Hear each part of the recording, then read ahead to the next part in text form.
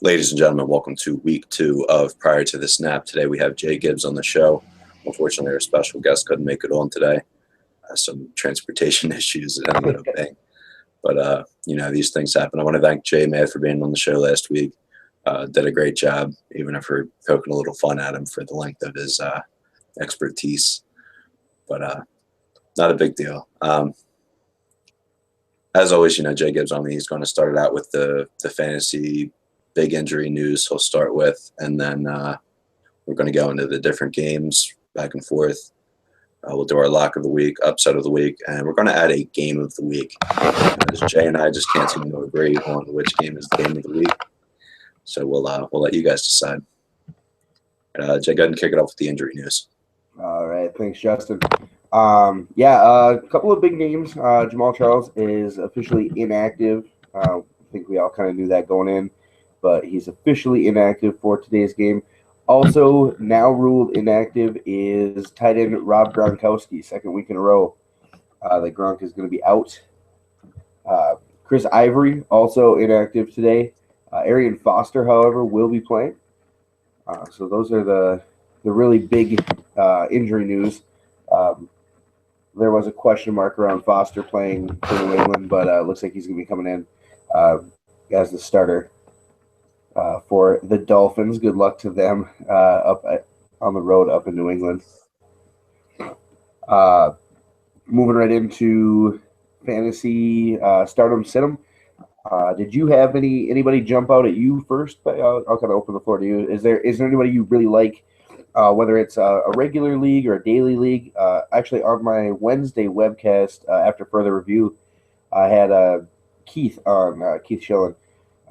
We kind of broke it down into like a daily, because there are certain guys that people ask you about, like, oh, am I starting Aaron Rodgers? Absolutely. If you have him on your team, you're starting him.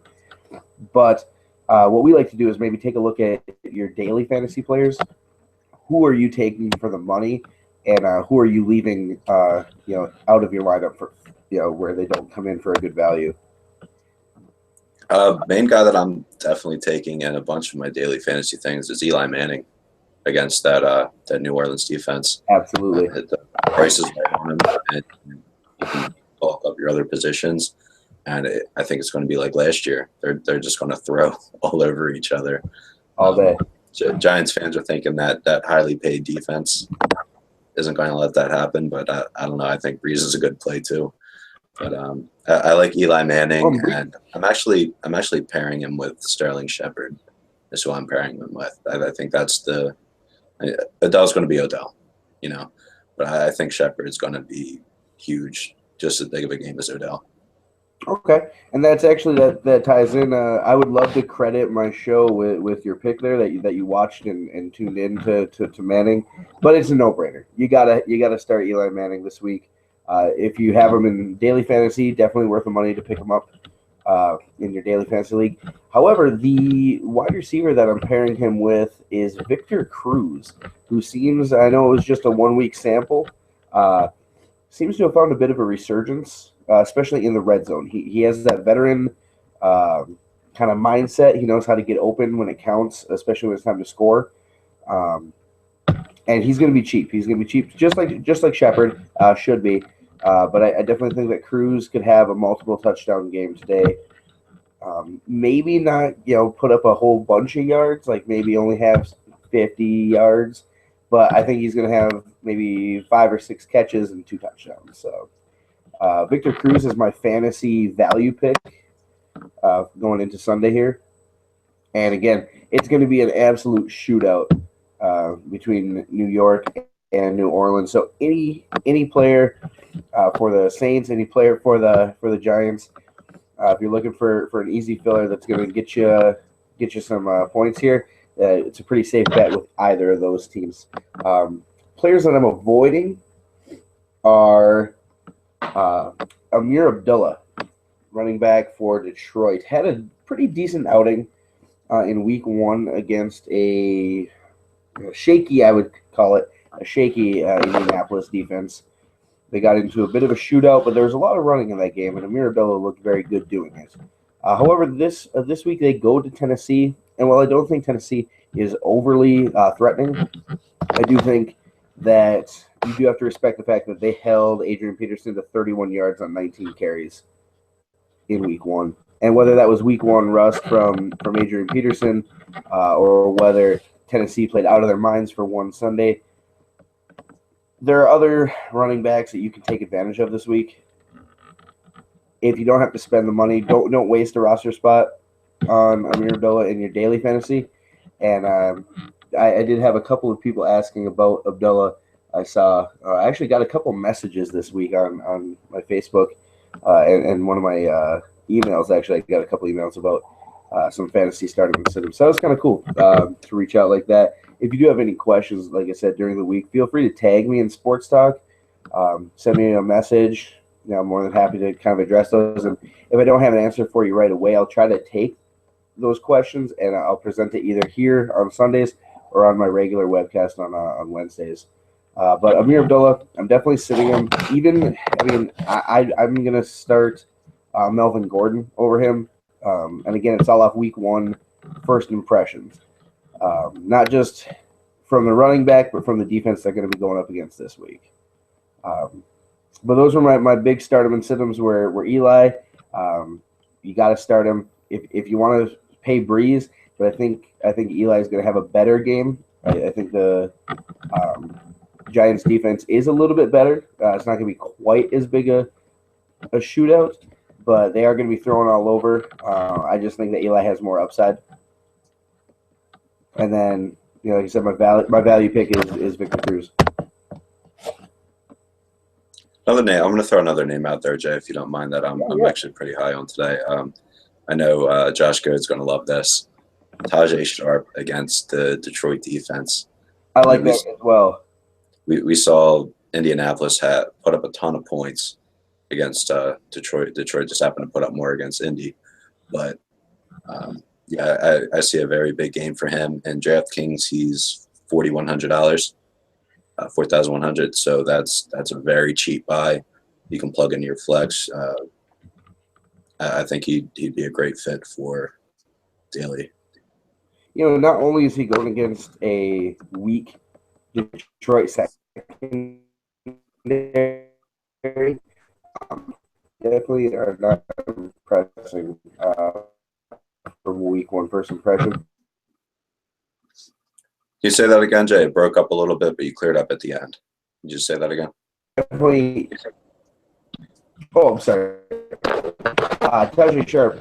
Not only is he going this week in Detroit, but he also had a very good one matchup against a very good Minnesota defense. So I think you're definitely right. And for $4,100, that's definitely a great value. Ton of upside. Couldn't agree more with your pick. That was great. Great insight right there. All right, we're going to hop into the actual beef of the show here, breaking down the actual games, news for the games, what the team record is, storylines for the game, all that fun stuff. Jay, I'm going to let you kick it off if you want to do Dallas and Washington first. Absolutely, yeah. Dallas, Washington. Both of them 0-1. A lot of questions to be answered this year in the NFC East. Gonna be a good game. Washington did not look very impressive, but again, they were playing Pittsburgh, who is a favorite to go to the AFC Championship game in a lot of circles. Dallas, obviously missing Tony Romo, Dak Prescott, rookie, 4th-round pick, had a very good preseason, but he looked like a rookie quarterback in his Week 1 matchup. Made the Giants' defense look pretty good, though I will say a miscue by his wide receiver is what lost them the game. The lack of IQ to get out of bounds kind of made it wasn't all on Dak Prescott. Dak Prescott, he put a lot together as a rookie, but you could definitely see there he's going to need to tighten up his game if he wants to compete. I do have Dallas winning this game only because Washington's just so bad. They have no defense at all, from what I could see. Josh Norman was a great pick. Was a great pickup for them. He's not going to be covering Des Bryant all game. he's only going to be covering that one part of the field, maybe shadowing him once or twice. But I think after a very bad one catch outing in week 1, I think Dez turns it around. So I think that's gonna be the kind of tipping point. I'm giving it to Dallas. The Dez thing was a little deceiving last week. He was, very close to a touchdown. He was very close to another difficult catch. I mean, he had some opportunities then that just didn't pan out. So 1 catch for 8 yards, that's not going to be the norm for him. Like you said, it's just a bad game, No, gosh, no. All right, I'm going to hop into Indianapolis versus Denver, and I'm looking at this for Denver and Trevor Siemian, and I'm looking at the injury report for this Colts defense. Trent Cole is doubtful. Vontae Davis is out. Safety TJ Green is out. Cornerback Patrick Robinson is also out, so that's their 2 number 1 corners gone. Defensive tackle Henry Anderson is out. So this list, we got Kendall Langford questionable, Robert Mathis questionable, Antonio Cromartie questionable. So this defense, which is already bad and gave up a million points last week to Detroit, is even more depleted now with injury. And then on the flip side, Demaryius Thomas is the only notable name that might not play for Denver. He's listed as questionable. I think he is going to play. He may have a limited snap count. It's a hamstring thing. But I'm looking at that, and as young as Trevor Siemian is, this is a great matchup for him. He's going out and playing against a bunch of, second and third stringers on the Colts. That would be fourth and fifth stringers on any other team. So I'm pretty confident that Denver is going to run away with this one. Trevor Siemian might have his little coming out party. We'll see if it lasts longer than this week, but I see a very big week for him.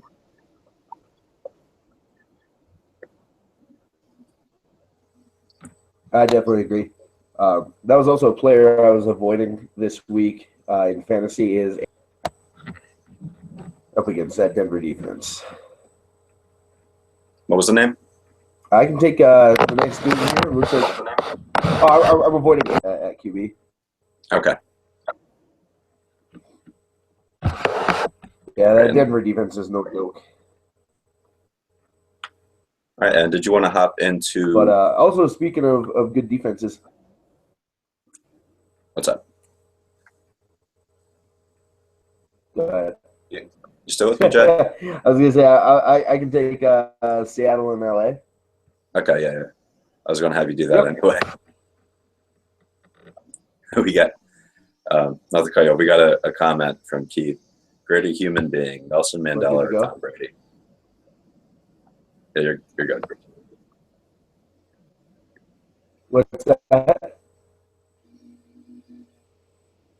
So we got we got Seattle and LA. First game played in LA in 22 years. After a very poor showing in week 1 by LA, they're going to look to bounce back against Seattle, who had their own questions to be answered after week 1. Allowing to stay in a game that many thought Seattle was going to kind of run through. They squeaked out a win at home against Miami. They're going to be looking for to take out some frustration against LA. However, the Rams are the only team in the NFC West that has swept the Seahawks since Russell Wilson has taken over at QB. For some reason, they always seem to have Seattle's number at least once a year, sometimes twice.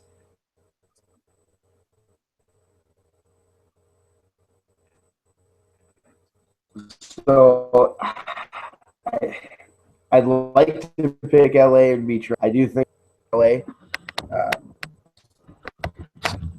It looks like Russell Wilson did have some mild discomfort and a slight sprain in his ankle, but it looks like he is playing through that. He says he's feeling great, so he should be all good to go. Doesn't look holding back. He goes into. Do you have anything else from that game? No, I'll send it back over to you. All right. The next one on my list is Tampa Bay versus Arizona. Jameis Winston had a huge first game of the season against Atlanta. Looked real good. Looks like he may be, the next great young quarterback coming into the league. Injury news for Arizona: Frosty Rucker's out, Kareem Martin's out, Evan Mathis is questionable. For the Buccaneers, Levante David is the big name, is questionable, but he was a full participant in practice, so I think he'll be suiting up. This is a test for Jameis Winston. He's facing a very good defense, and I don't see 4 touchdowns coming from him this week, obviously, but this will be a big test. We'll see which Jameis Winston comes to the table. And for the Cardinals, can they get back on track against a young and hungry team is the main thing. They had the heartbreaking loss to New England to open the season, but they had a lot of promise in that game. Larry Fitzgerald is still doing Larry Fitzgerald things, touchdown after touchdown after touchdown, no problem. David Johnson had a great game, a long touchdown run.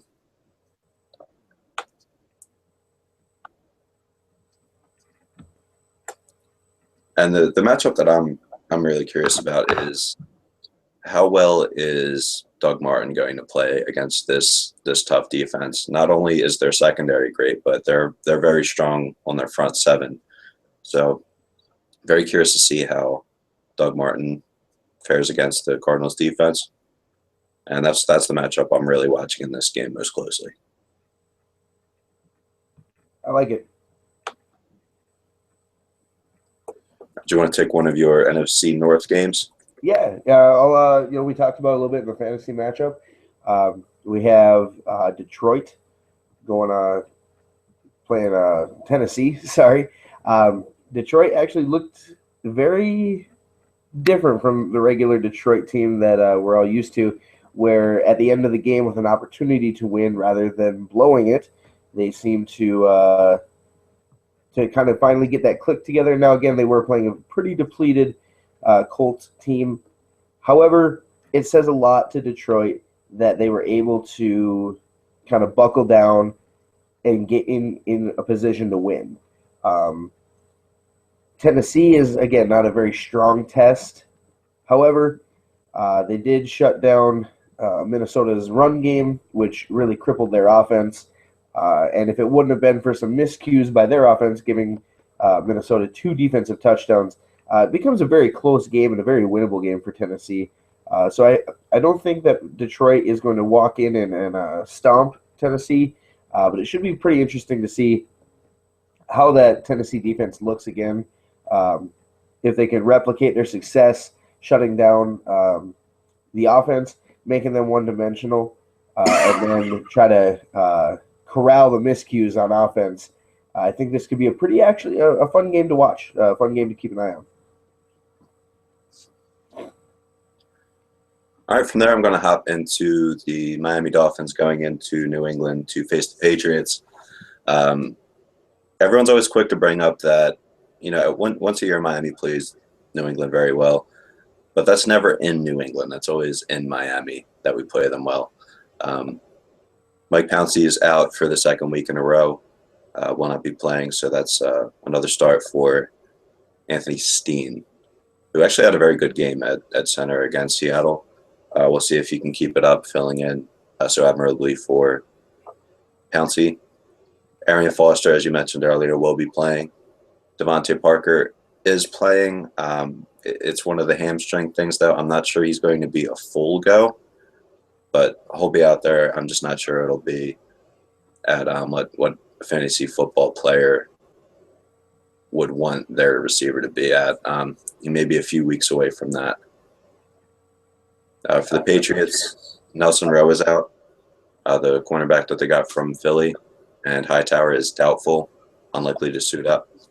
Rob Gronkowski, not playing. Riley Kohler seems to think that around week 4 we'll see Gronk again. We'll see how that ends up. It's always the hamstrings. They're so hard to predict when the guy's going to come back. As far as the game is concerned, I'm very curious to see, New England's bread and butter is the quick passes, the short routes, the intermediate routes, a lot of times over the middle. And with Miami's new defensive coordinator, they kind of take that away a little bit. They're very physical at the line. They bump receivers, and that quick out, it's a quick break, and the ball's to the receiver. That's the offense. Now, if they're bumping him at the line and you can kind of delay that, the guy's not where he's supposed to be when he's supposed to be there, that gives the pass rush some time to actually get there, which did look good against Russell Wilson. So if Miami's going to try to win this game, obviously the offense has to be way better than it was last week. It was disgraceful last week. But it's against a good Seattle defense, but we didn't do ourselves any favors in that game. Tannehill sacked 5 times. I think New England wins this game pretty easily. For a score, I'm going to say 28-14, if we're lucky. New England's going to be up early, in my opinion, and then they'll probably hold that lead. I think Garoppolo will have himself another good game. I'm just not sure that playing physical with our corners will be enough to really stop their passing game, especially when you have Martellus Bennett, who can just tear up the middle on his own and run down the seam. We don't have anybody who can cover a body like that. Yeah, and I think that this week they try to get him more involved, Martellus. They kept him in a lot. He played all but 2 snaps on offense for the Patriots last week, but he was mostly doing a lot of blocking. And I think that was to make Jimmy Garoppolo feel more at home, a little more comfortable. However, like you said, with a matchup difference like that, you have to expect Bill Belichick to key up on that. And I expect to see a bigger game out of Martellus Bennett this week. I do as well. Like you said, last week it was kind of a protect Jimmy thing against a very good defense. The defense they're facing today, not nearly as good. I don't think we'll have to leave him in there as long, and no Miami linebackers are covering Martellus Bennett. I definitely agree. Speaking of Martellus Bennett, that kind of excellent segue. His former team, Chicago, playing the Philadelphia Eagles. That should also we have a lot of good games that, if you think about it, they become good games. Philly versus Chicago doesn't sound like a good game. However, Chicago gutted out a pretty good game against Houston. They did fall short, but it does look like Chicago is definitely making strides to not be far behind in the NFC North, which is it's a tall order to try to overcome, but Jeremy Langford didn't look terrible against a pretty good Houston defense. Cutler looking a little bit more comfortable in the pocket. And then on the other side of the ball, you have Philadelphia, Carson Wentz, who looked very comfortable as an NFL starter. It was against Cleveland, but it's still an NFL team, and making the transition from the NCAA to the NFL is always a hard step, especially at the quarterback position. So I do expect a lot out of Carson Wentz this year. I do think Philadelphia takes this game, and it's going to be on the strength of Carson Wentz's arm and Chicago's inability to stop Jordan Matthews. Zach Ertz in the red zone is always a threat. Ryan Matthews on the ground is going to be a threat. But I think the biggest thing you're going to see is Carson Wentz and Jordan Matthews again. Until somebody can stop it, I just see that continuing. So definitely looking at Philly taking another. When was the last time? I'd have to look it up. The last time that Philly started off 2-0. But I don't know. I don't know if the last time that Philly started off 2-0, but things are looking up in the city of brotherly love, I think. Yeah, it's all aboard the Wentz wagon for a lot of people. I watched the game. I know it's against Cleveland, but there was a lot of promise there. I think they may have found a quarterback. Um, Speaking of found a quarterback, lame segue. Uh, the Oakland Raiders found their quarterback in Derek Carr going up against uh, the Atlanta Falcons. I think Derek Carr is he's going to be slinging it today. I'm very excited to watch. He's a fun young quarterback to watch. He wears number 4 because of Brett Favre. He's got the same kind of mentality when he goes out there. So he's definitely a ton of fun to watch. Now, this Atlanta defense gave up 4 touchdowns to Jameis Winston. So, Oakland's going to go out there. They're going to try to, do a lot of passing themselves. Amari Cooper should be heavily involved, as of course, Michael Crabtree, again, after catching one of the gutsiest 2-point conversions I've seen. Basically, I trust you ball. He flicked his wrist and tossed it over there and trusted Crabtree to come down with it, and he did. On the Atlanta side of it, I'm looking to see if the carries stay split the way that they are. Devontae Freeman had 34 carries, I want to say, to Tevin Coleman's 30, something like that was the breakdown for touches or snaps. So I'm very curious to see if they keep that up. I think Coleman did more with his opportunities than Freeman did. We'll see if that factors in. It's a very beatable Raiders defense. And the one thing that I think you're really going to see is Julio Jones on a lot of deep routes. Sean Smith had a very hard time keeping up with Brandon Cooks last week. Now, I know the speed's a little bit different between Cooks and Jones, but it's not that different. So we'll see if Smith is able to keep up with another fast corner, or another fast wide receiver in Julio Jones. And that really seemed to be his downfall. They brought him in to kind of shut people down, but I think this is actually a better matchup for him as a big body guy. I think this is a better matchup for him than Julio Jones was. I think it'll be a very close game. I think Mohamed Sanu is going to have a good game. Should be a whole lot of offense here. As far as who wins, I'd flip a coin. It should be a very close game down to the wire. I definitely agree with you there. Like I said, this week we have some pretty good matchups. Another one that should be interesting is going to be Jacksonville and San Diego. Jacksonville had a great, for Jacksonville to play Green Bay as hard as they did. That I don't believe in moral victories, but don't feel bad about that loss is what I guess I would say. You're very close to beating Green Bay right at the end of the game there.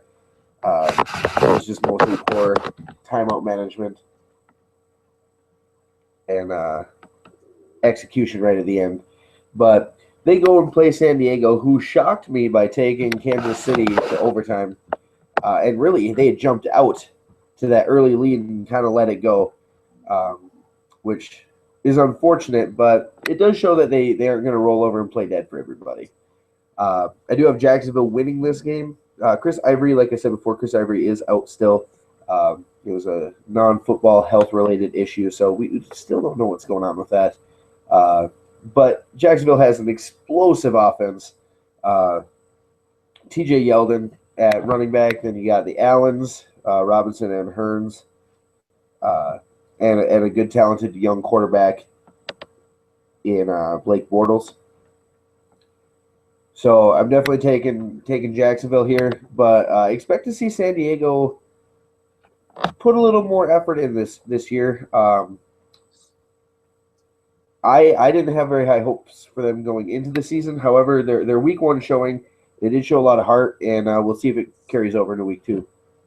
All right, then I'm going to switch on over into Baltimore versus Cleveland. RG3, of course, is, out. I think it's 10 to 12 weeks was the final word with that. So Josh McCown steps back in. So everyone who drafted Gary Barnidge should be very happy. Gary Barnidge had zilch with him last week. 0 catches, 0 yards, and a lot of frustrated fantasy owners. Other than RG3, the Browns are healthy. No other scratches coming out. For the Ravens, Kenneth Dixon, the running back, he's not playing, knee injury. Elvis Dumerville misses his 2nd week in a row. Outside of that, it looks like everyone else will be playing. For this, I think it's going to be one of those gritty kind of games. I think the Browns will be relying a lot on, dump offs to the tight end and a lot of, screens out of the backfield and just dump offs to the running back. I don't think you're seeing a lot of vertical passing from the Browns today. A lot of running the ball, a lot of checkdowns. For the Ravens, I think you'll see the exact opposite. I think they're going to take a few shots. They believe in Mike Wallace. He seems to have some good chemistry with Flacco, it looks like. They connected last week on a long touchdown. So look forward to seeing more of that. Rashard Perriman also had a deep route that he pulled in from Flacco. So I think you'll see a lot of vertical passing from the Ravens. And I'm not sure Joe Hayden and the Browns defense will have enough to stop it. Like I said, I think it'll be a gritty kind of game, but it may not reflect that way on the scoreboard. For every 3 and out that the Ravens have, I can also see them connecting on a huge deep pass, and just from that, ending up with at least 3 on the board. So I have the Ravens in this game. I think it'll be closer than the scoreboard will reflect. I think the Ravens win by probably 14. I think it'll be a closer game than that. They look bad against Buffalo. So we'll see how they rebound. I hear you there. And the game that's going to be, I think it could be close, but it's definitely going to put up points. We talked about earlier in our fantasy matchups. It's New Orleans and the Giants, Saints Giants. Last year, I believe the game was 52-49. At the end of the day, or the last time they played.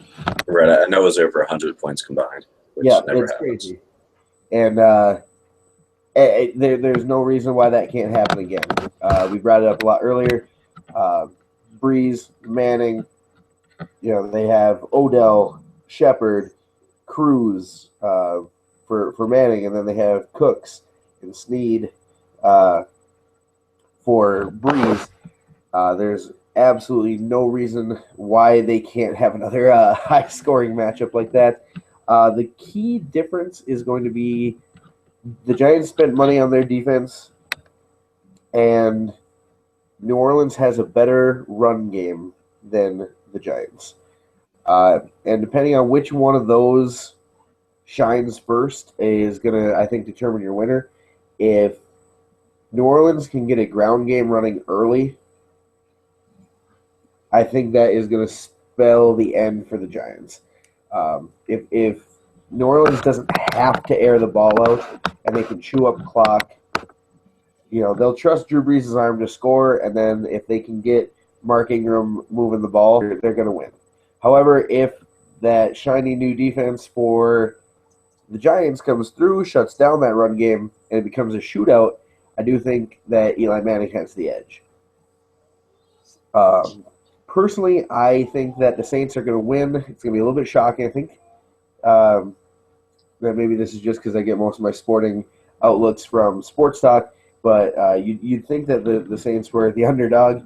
But I think they win. I think it's going to be close, but I think it's going to be high scoring. So, don't be surprised to see the Saints win a 44-41 game or something like that. I can totally see a total shootout. I'm going to hop into a playoff rematch, the Houston Texans against the Kansas City Chiefs, and a game that every Texans fan would like to forget, especially, Brian Hoyer that game. Just terrible. They barely put up any points that game. So Houston's coming in here. They're going to have a chip on their shoulder, and they want to redeem themselves from that playoff game. Jamal Charles is out, like you said. That's the most notable name for Kansas City. Dwayne Brown and Brian Cushing are both out for Houston, so that's something to keep an eye on. Left tackle position and the pass rush of Tamba Ali from Kansas City. Now, will Spencer Ware have the game that he had last week? No, I don't think so at all. I don't think he'll come quite as close to the ridiculous amount of fantasy points that he put up last week. But on the flip side, can Lamar Miller put up another real good game? He finally got, I believe it was 28 touches. Yeah. And fantasy owners rejoiced. This is what happens when it would have taken him 2 games to get that in Miami last year. So I think we're finally starting to see the potential of Lamar Miller. Will Fuller had a real good game last week, so that's another guy I'm keeping my eye on. This Houston offense is just, they're fun, man. Even there's a lot of question marks with Brock, and his first throw is an interception, of course, much to the dismay of a lot of Texans fans. But he really settled in after that. I was impressed with him last week. I'd like to see if he can continue it against a very good Chiefs defense this week. For the second week in a row, Marcus Peters has a tough matchup. He's matched up with DeAndre Hopkins this week. So that's another matchup that should be fun to watch. This game should be a treat. I think it could swing either way. If Alex, I can't believe I'm saying this, if Alex Smith can take the game over the way that he did last week, game manager Alex Smith, if he can do that again, I'm amazed that Alex Smith took over 2 games in a season, right? Back to back even. But I think a lot of it will fall on him. What kind of performance we get from him if he's playing it safe like he always does, takes care of the ball, or if he's willing to take some risks, because I know Houston's offense will be willing to take those risks. Yeah, it'll be if Houston's risks work out, I think Kansas City's going to have to take some of their own. If they don't work out, then game manager Alex Smith can go out there and game manage. Yeah, it was surprising to see him step up to the plate and take over. Yeah, I feel like nobody talked about it. I didn't even think about it until I just said it, to be honest with you. Yeah. And I was like, wow, they had a very strong comeback last week, and that's not something Alex Smith typically does. So Right. that was, and now that I reflect on it, that was pretty cool. All right, that brings me to my my game of the week. I don't know if we're gonna go over. Yeah, I don't know if that's a separate thing we want to go over, but we'll spoil alert for that segment. Well, you know what, Jay? I mixed these games up somehow. I have 2 left to do, and you have 1 left to do, so our order's a little messed up. Okay. Let me get this one other game out of the way, and then we'll have both saved our games of the week to talk about. The other one that I have is San Francisco versus Carolina, and how much is there really to talk about? There's a huge favorite here, and it's Carolina. And the report is pretty much clean on both sides. Jonathan Stewart was a little banged up on his ankle, but he's been a full participant in practice all week. Chip Kelly's offense with Blaine Gabbert at the helm and Quentin Patton, which for some reason couldn't be shut down by the Rams last week, Right. will be playing against the Panthers. And if you have Carlos Hyde in fantasy, I'd sit him. I do not like the matchup for him. Not that offense. Not against this defense. For the Panthers, they need to rebound. They can't come back and really sleep on this opponent. I know they're the 49ers, but you can't come back and sleep on them after such a tough loss against the Broncos. Yeah. Who had Trevor Siemian playing quarterback and lost. So, I mean, if if I'm Blaine Gabbert, I'm like, well, that guy didn't even play in college, and he beat them. So things are looking up for Blaine Gabbert. If you know, um, I don't think it'll be a close game at all. I think the Panthers win something to the tune of 35-10. I think it's going to be a total blowout. But whenever things seem to fall in place like that, that's when they're not. They don't play out that way. But yeah, not really too much to talk about with that game. That's 35-10 is my prediction. Yeah. And now we can go into the juicy games. We're a little split on the game of the week. We have different opinions here. So go ahead and give us your game of the week and tell us why, and then we'll flip over to me. I'll give them mine. My game of the week is an NFC North matchup. Vikings Packers. Week 2. A lot of early implications for the division. It starts right away in week 2 here. It's gonna be a hard-hitting game. Minnesota brings a very tough defense. Green Bay brings a very tough offense. Minnesota is very proud of getting the North last year, taken away from Green Bay in their own house. They did fall short the next week at home, but the last couple of years, it's been Green Bay's to lose. So for Minnesota to come and take it in Week 17 at Lambeau, that was a big step for them. A lot of swagger moving forward under new head coach Mike Zimmer. And speaking of new, they have their new U.S. Bank Stadium, brand new, very, very nice looking stadium, opening the doors officially out of the preseason now. And what better game than to host the hated division rival in Green Bay. And on the flip side, Green Bay is going to be looking to avenge that division loss, the North loss last year. So they're going to be coming out. They're going to be hungry. Hopefully shaking off some early miscommunication from week 1. The key to the game is going to be stopping Adrian Peterson for Green Bay's defense. And likewise, the key for Minnesota's defense is going to be pressuring Aaron Rodgers.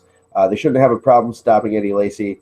And likewise, it was reported by Ian Rappaport that Sam Bradford will be starting for the Vikings, so they do feel he's comfortable enough with the offense to take the helm for this matchup.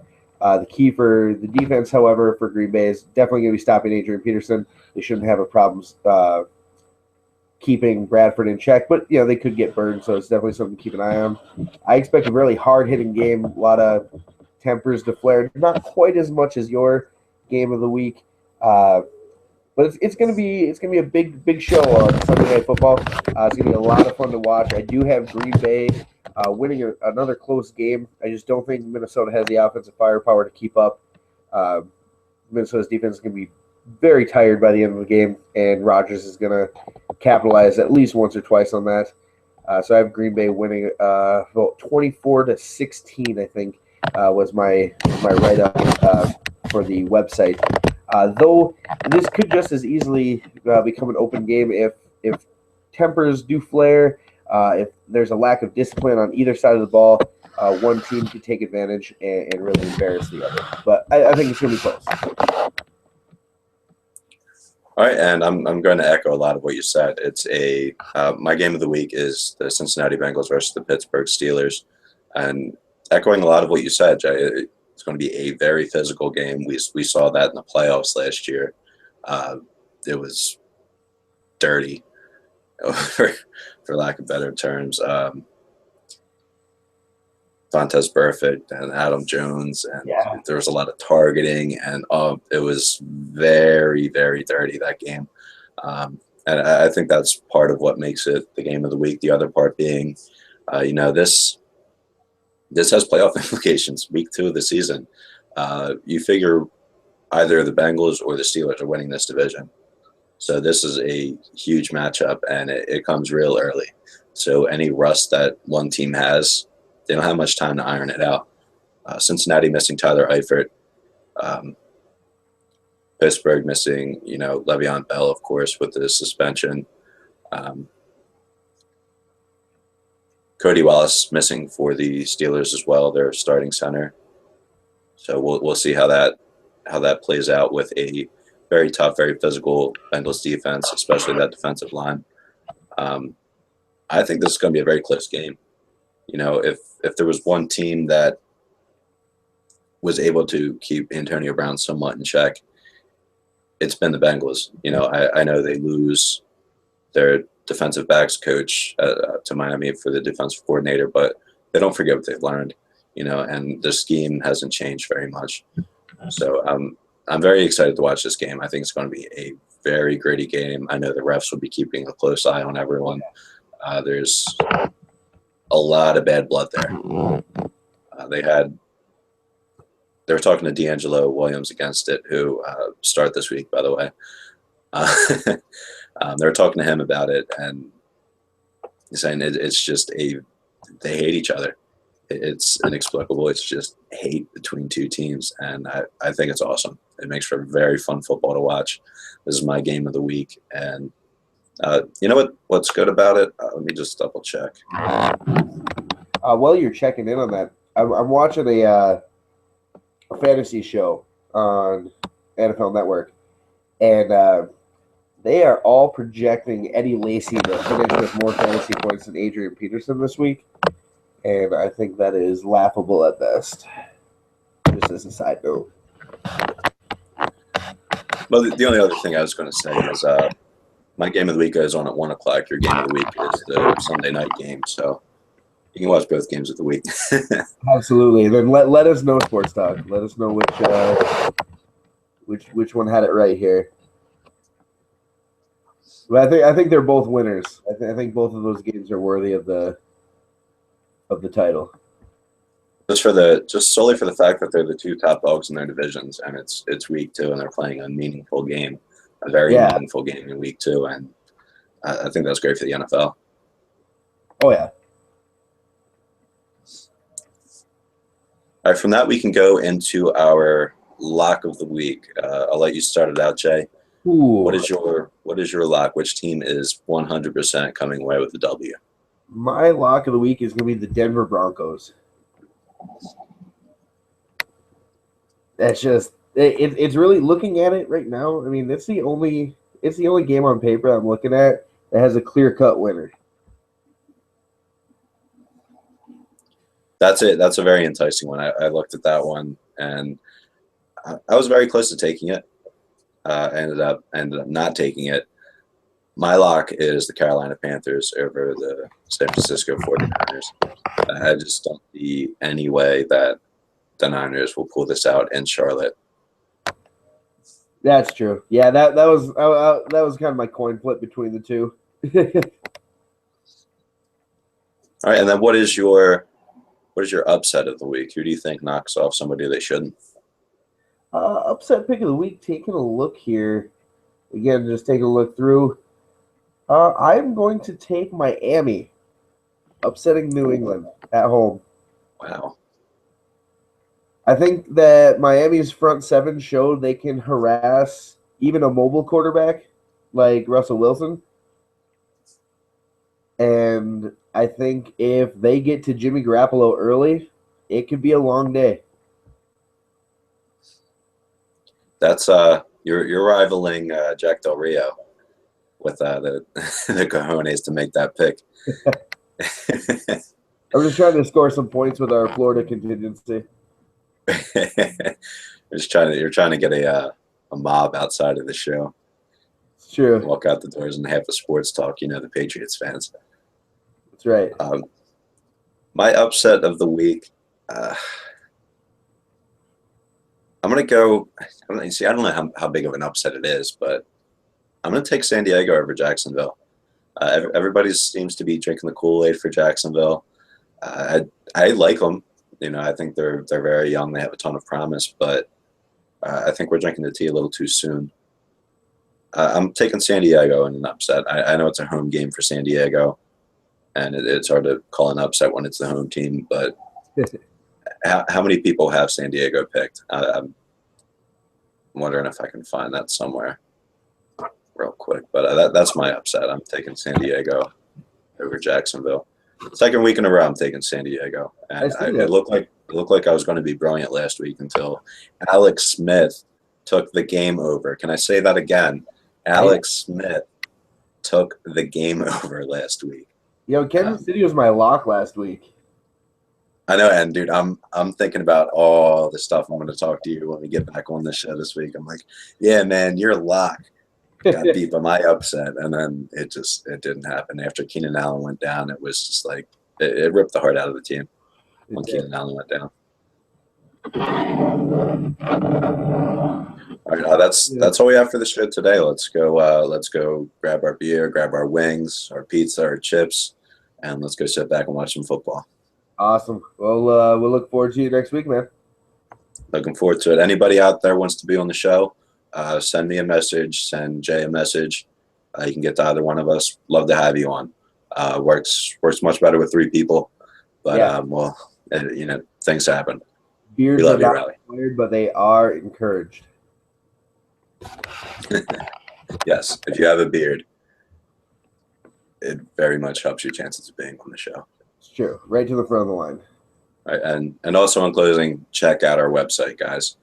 We're very excited about it. We are sportstalk.com. Check us out. Tons of blogs going up on there. It's growing really fast, and it's awesome to watch. Get in there early, bookmark us, and just enjoy the content. I think we're that at the last minute, Jay. Yeah, we're good. I guess keep in mind too, if you want to check it out in Sports Talk, it'll be Wednesday evening, Wednesday night, right around 8:00. Hopefully, I'll be getting on for my After Further Review fantasy football webcast. I'll be taking questions throughout the week. If you have a really good question, I'll read it on the show and answer it for you. Also, if you're interested in being a guest on that show, feel free to let me know. I like to have a guest on with me, so I'm not just talking by myself. It's always more fun when you have more people. So again, if you have any interest in that, or if you have any questions that you want to throw my way, feel free. Other than that, we'll enjoy your games tonight and tomorrow. Today and tomorrow night, and I'll catch you on Wednesday, and then we'll both be back for Sunday. All right, Jay, thanks for being on. Killer job as always, and we'll see you next week.